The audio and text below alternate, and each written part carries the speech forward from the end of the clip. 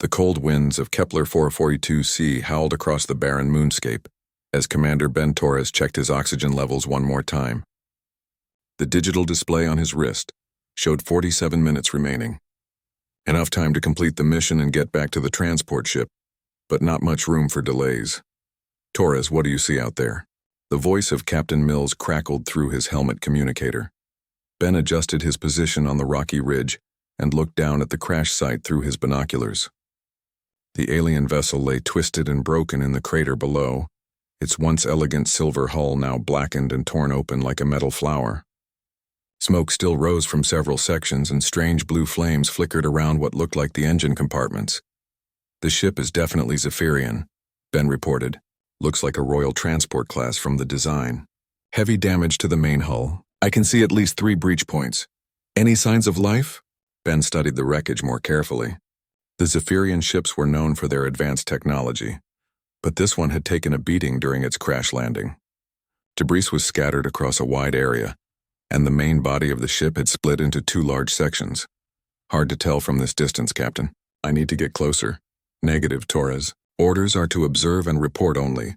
No direct contact with Zephyrian personnel." Ben frowned inside his helmet. He understood the political situation. Relations between humans and the Zephyrian Empire were tense at best. Any incident involving their people could spark a conflict that humanity was not ready to handle. The Zephyrians controlled 17 star systems and had technology that made human ships look like ancient toys. But Ben had become a soldier to save lives, not to watch people die from a safe distance. "Copy that, Captain. Beginning detailed surveillance now."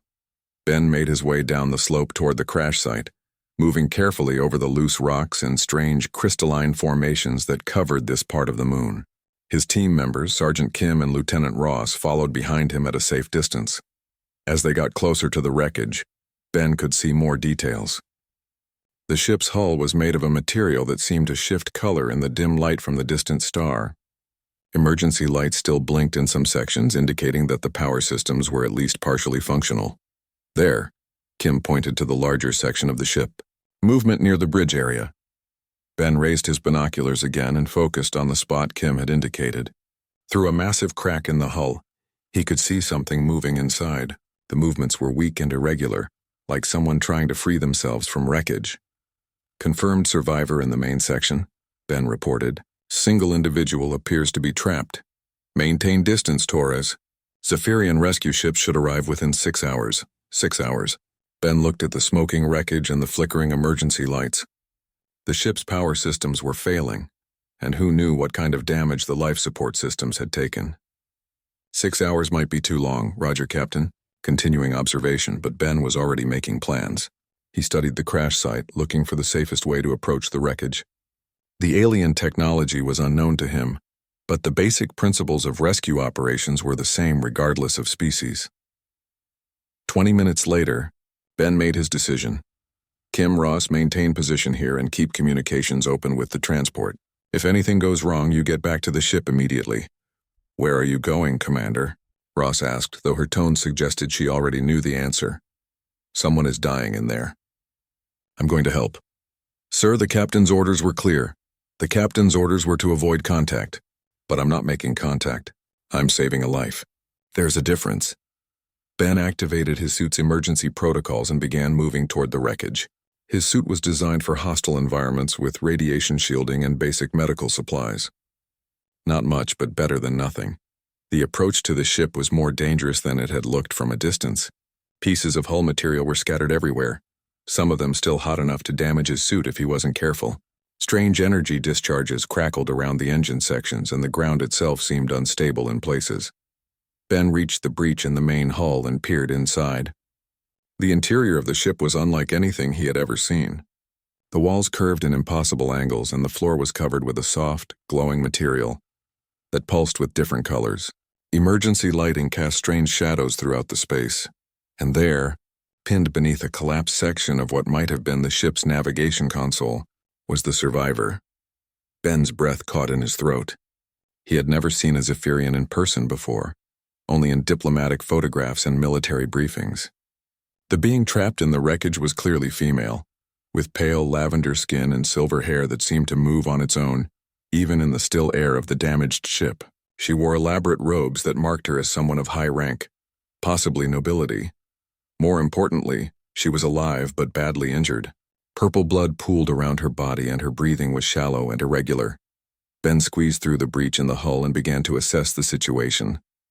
The console that had fallen on her was made of the same color-shifting material as the ship's hull, but it was incredibly heavy. His suit's strength enhancers would help, but lifting it safely would be difficult. "Unknown individual, can you hear me?" Ben called out, hoping that Zephyrian translation technology might be able to process his words. The trapped woman's eyes fluttered open. They were a deep violet color, like Earth's twilight sky, and they focused on Ben with surprising clarity despite her injuries. She spoke in her own language, a series of musical tones that Ben's suit couldn't translate, but her meaning was clear enough. She was in pain, scared and grateful that someone had found her.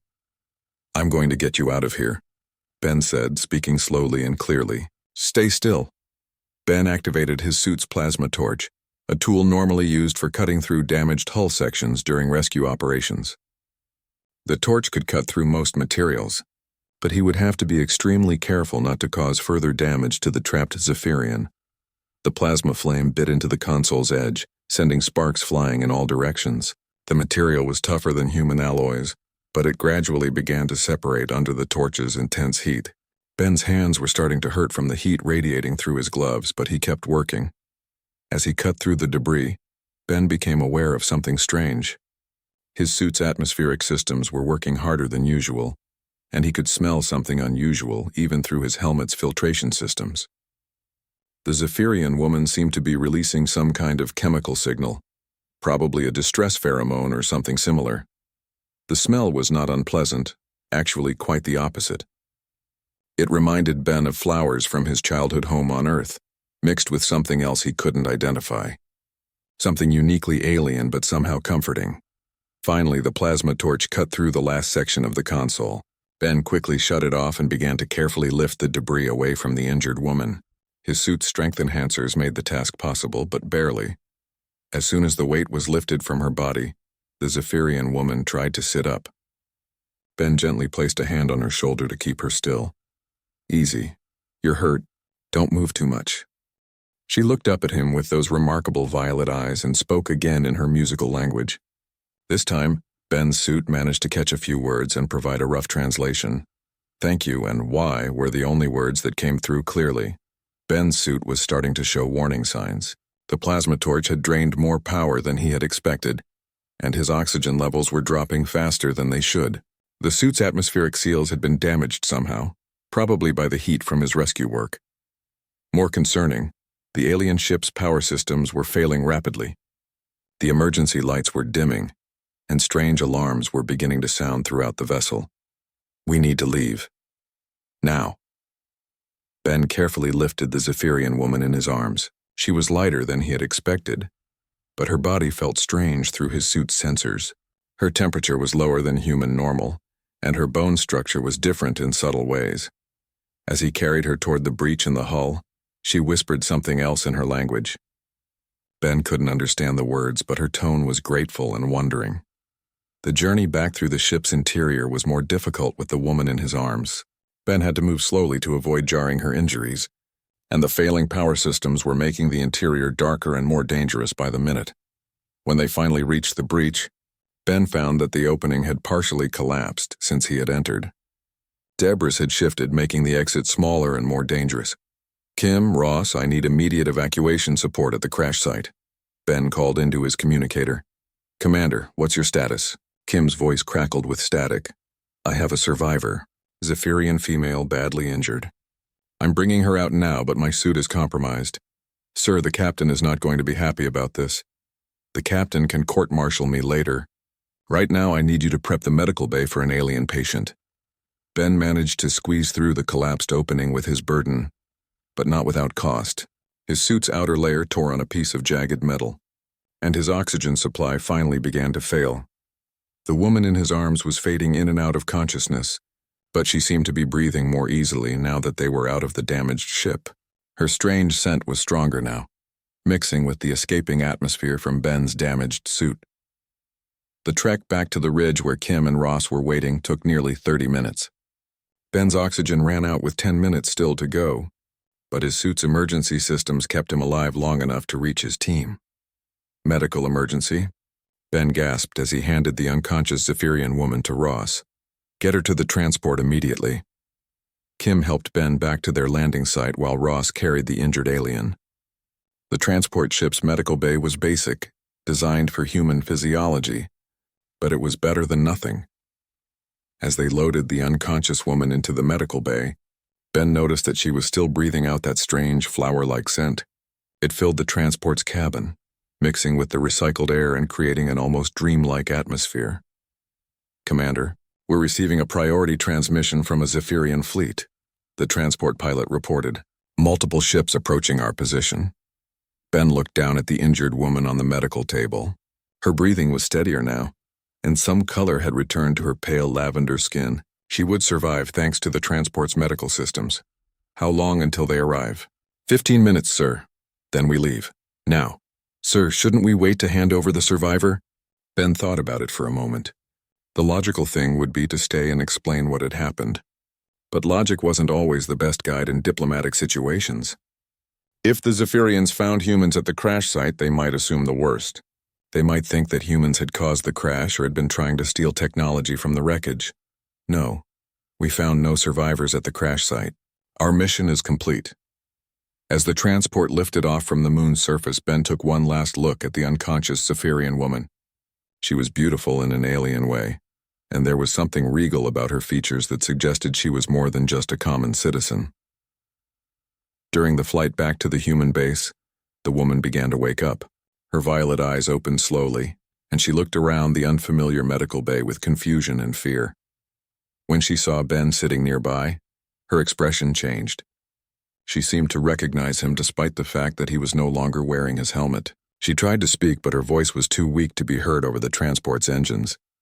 Ben moved closer to the medical table and leaned down so she could whisper to him. Her words were in her own language, but somehow Ben understood their meaning. She was thanking him again and asking who he was. Just someone who couldn't watch you die, Ben said softly. The woman's eyes widened slightly, as if she understood his words despite the language barrier. She raised one pale hand toward his face, but she was too weak to complete the gesture. Then her eyes closed again, and she fell back into unconsciousness. 20 minutes later, the Zephyrian rescue fleet arrived at the crash site and found their missing passenger alive, but unconscious in the wreckage. The official report stated that she had been thrown clear of the main impact and had survived on her own until rescue arrived. Ben never learned her name or her rank. But sometimes, during quiet moments, he could still smell that strange, wonderful scent that had filled his damaged suit during the rescue. It stayed with him like a memory of something important, something that had changed him in ways he didn't fully understand. He had saved a life, and in doing so, he had taken the first step toward changing the relationship between two species forever. 2 years had passed since the incident on Kepler 442c, and the galaxy had grown more tense with each passing month. The human coalition and the Zephyrian Empire stood on the edge of war, their fleets positioned across 3 star systems like chess pieces waiting for the first move. Commander Ben Torres, now wearing the insignia of a full colonel, stood in the observation deck of Harmony Point, the massive space station that served as neutral ground between the warring factions. Through the reinforced windows, he could see ships from both sides maintaining careful distances from each other, their weapons powered down but ready.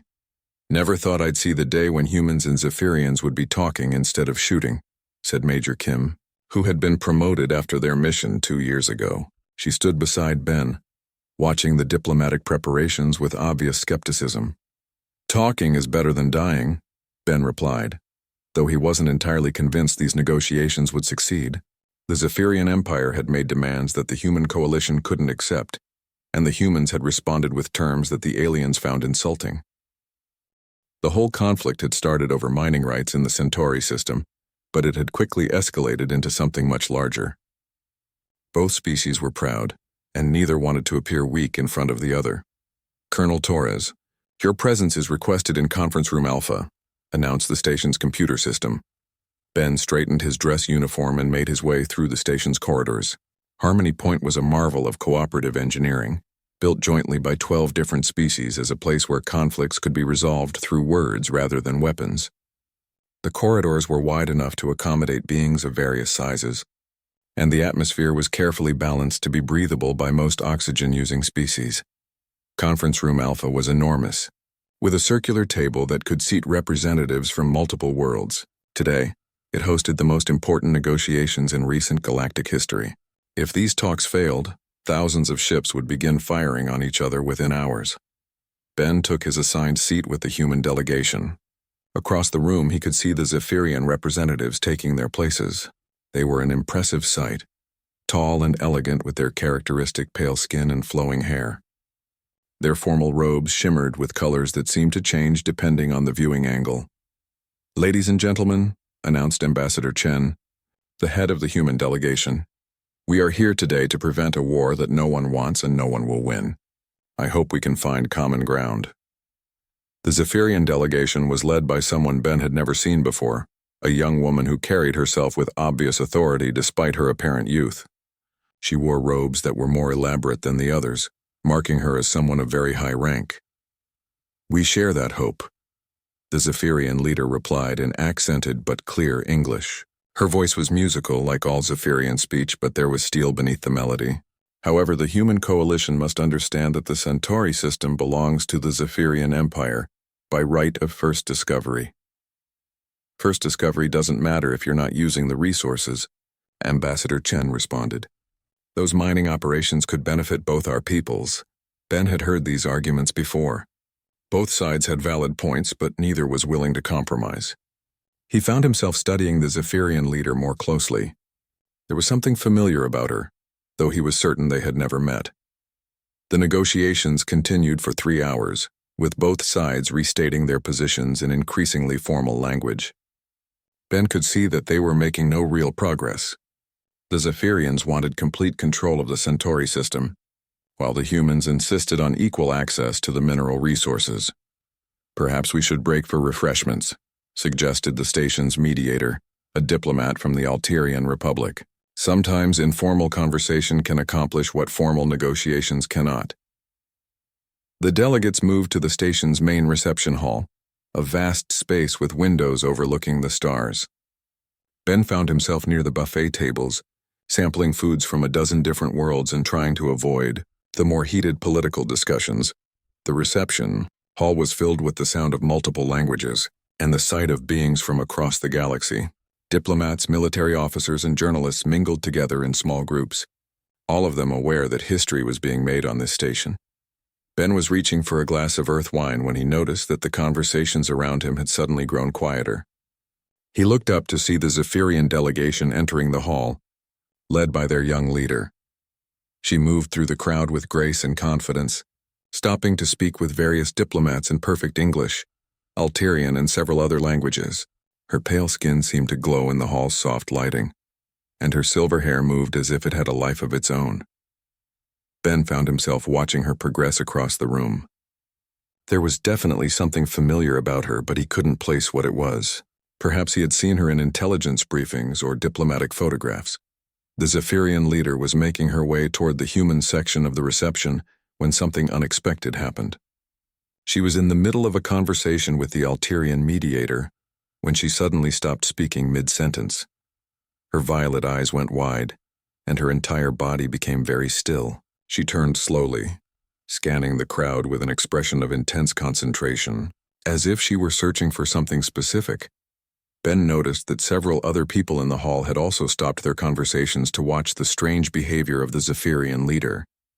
She continued to turn, her eyes moving systematically across the room until her gaze fell directly on Ben. The moment their eyes met, Ben felt a jolt of recognition. Those violet eyes, that pale skin, the elegant bone structure of her face. He had seen her before, but not in any briefing or photograph. He had seen her bleeding and unconscious in the wreckage of a crashed ship on a barren moon. The Zephyrian leader's expression changed from confusion to shock to something that might have been wonder. She said something quickly to the Alterian mediator and began moving through the crowd toward Ben, her movements becoming more urgent with each step. Ben stood frozen in place as she approached. The woman he had rescued 2 years ago was not just any Zephyrian citizen. Based on her position at these negotiations and the deference shown to her by the other Zephyrians, she was someone of enormous importance. She stopped directly in front of him, close enough that he could see the intelligence and strength in those remarkable violet eyes. When she spoke, her voice was barely above a whisper. "It was you." Ben didn't know how to respond. Officially, he had never encountered any Zephyrians before today. His rescue mission was classified, and admitting to it could cause a diplomatic incident. "I'm sorry, but I think you have me confused with someone else," Ben said carefully. The Zephyrian leader smiled, and Ben realized that her smile was exactly as he remembered it from those brief moments when she had been conscious during the rescue. "You smell the same," she said quietly. "Zephyrians have very sensitive noses, Colonel Torres. I could never forget the scent of the person who saved my life." Several nearby diplomats had noticed their conversation and were beginning to take interest. Ben realized that this moment could either help the negotiations or destroy them completely. "Perhaps we should speak privately," Ben suggested. "Yes," she agreed. "But first, let me introduce myself properly. I am Princess Anna of House Zetha, first speaker for the Zephyrian Empire and heir to the Crystal Throne." Ben felt his heart skip a beat. He had rescued a princess. Not just any princess, but the heir to the entire Zephyrian Empire. "Colonel Ben Torres, Human Coalition Defense Force," he replied with a formal bow.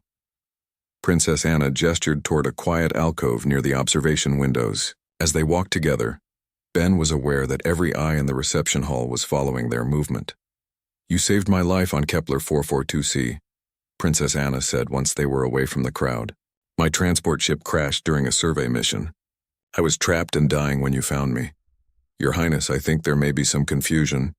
"There is no confusion, Colonel. I remember everything. You cut through the debris with some kind of torch. Your hands were burned by the heat. You carried me to safety even though your own life support systems were failing." Ben looked into her violet eyes and realized that denying the truth would be pointless. She knew exactly what had happened. "Why didn't you tell anyone?" Ben asked. "Your people found you in the wreckage and assumed you had survived on your own." "Because I knew it would create problems if they learned that a human had been there," Princess Anna replied. "Relations between our peoples were already strained. If my father had known that humans were present at the crash site, he might have assumed the worst." "And now?"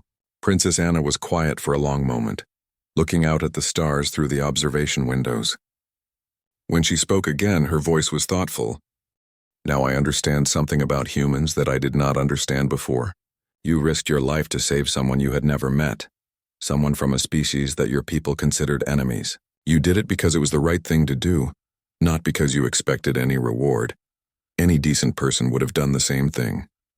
That is where you are wrong, Colonel. Most beings, including most Zephyrians, would have followed their orders and stayed away. They would have justified it by saying that political considerations were more important than one life." Ben didn't know what to say to that. He had simply done what felt right at the time. "There is something else," Princess Anna continued. "When you rescued me, I was unconscious most of the time. But I was aware enough to sense your emotional state through chemical signals. Humans produce pheromones when they experience strong emotions, just as Zephyrians do. I don't understand. You were afraid during the rescue, but not for yourself. You were afraid for me, for a stranger you had never met. And when you carried me to safety, I could sense your determination and your compassion. These are not emotions that can be faked." Princess Anna turned away from the window to face Ben directly. "That is why I know that humans and Zephyrians are not meant to be enemies. If one human could risk everything to save one Zephyrian, then our peoples can find a way to live in peace." Through the alcove's opening, Ben could see that the reception was continuing. But many of the diplomats were glancing in their direction. Their private conversation was beginning to attract serious attention. "Your Highness, what do you intend to do with this information?" "I intend to use it to save both our peoples from a war that will accomplish nothing," Princess Anna replied. "But first I need to ask you something. Why did you save me? And please tell me the truth." Ben thought about the question for a moment. "Because you were dying and I had the ability to help. It didn't matter what species you were or what the political situation was. You were a person in danger and I could save you." Princess Anna smiled again, and Ben realized that her smile was even more beautiful than he remembered. "That is exactly the answer I hoped to hear." She started to walk back toward the main reception, then paused and looked back at Ben. Colonel Torres, would you be willing to tell your story to the negotiation committee? Not as a military officer, but as a person who believes that peace is possible? Ben considered the implications. Revealing the rescue mission would probably end his military career, and it might cause diplomatic problems between the coalition and the Empire, but it might also prevent a war. Yes, Your Highness. I'll tell them whatever you think will help. Thank you, Ben. Princess Anna used his first name for the first time, and somehow it sounded different in her musical voice. You saved my life once. Now perhaps together we can save many lives. They returned to the reception hall together, and Ben noticed that the conversations around them had changed. Instead of the tense political discussions he had heard earlier, people were talking more quietly, more thoughtfully. Princess Anna approached Ambassador Chen and the other human delegates. Ambassador Chen, I would like to make a proposal. Tomorrow, before we resume formal negotiations, I would like to share a story with the committee. A story about why I believe our peoples can live in peace. What kind of story, Your Highness? A true story about a human hero who taught me that courage and compassion are not limited by species. Ambassador Chen looked puzzled, but he agreed to the request. As the reception continued, Ben found himself in conversation with various Zephyrian delegates, all of whom treated him with a respect and warmth that he had not expected. Later that evening, as Ben prepared for sleep in his quarters aboard the space station, he reflected on the day's events.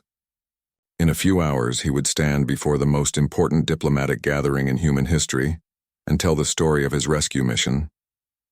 He didn't know if it would be enough to prevent a war, but he knew that Princess Anna was right about one thing. If humans and Zephyrians could find common ground in the most unlikely circumstances, then peace was possible. The next morning, the negotiations resumed with a different atmosphere. Princess Anna stood before the combined delegations and told the story of her rescue, with Ben adding details about his decision to risk his life for a stranger. When they finished, the conference room was silent for a long moment. Finally, Ambassador Chen spoke. Your Highness, are you saying that this rescue actually happened? I am saying that 2 years ago a human being chose to save my life rather than follow orders that would have let me die. And I am saying that if we can build our relationship on that kind of foundation, mutual respect and compassion, then we can solve any problem we face together. The negotiations continued for 3 more days, but the tone was completely different. Instead of making demands, both sides looked for ways to compromise. Instead of focusing on their differences, they emphasized their common interests. In the end, they reached an agreement that gave both species access to the Centauri system's resources while establishing a joint research station that would benefit everyone. As the delegates prepared to return to their respective worlds, Princess Anna approached Ben one final time. Thank you, Ben, not just for saving my life, but for showing me what humans are really like. Thank you for giving me the chance to help prevent a war. Your Highness, please call me Anna, and this is not goodbye. The treaty we signed today calls for regular diplomatic exchanges. I think the Zephyrian Empire will have need of a human liaison officer who understands our ways. Ben smiled. I'd be honored to serve in that capacity. As Princess Anna's ship departed from Harmony Point, Ben watched from the observation deck and thought about the strange path that had brought them to this moment. A single act of compassion had changed the course of galactic history, and somehow Ben suspected that this was only the beginning.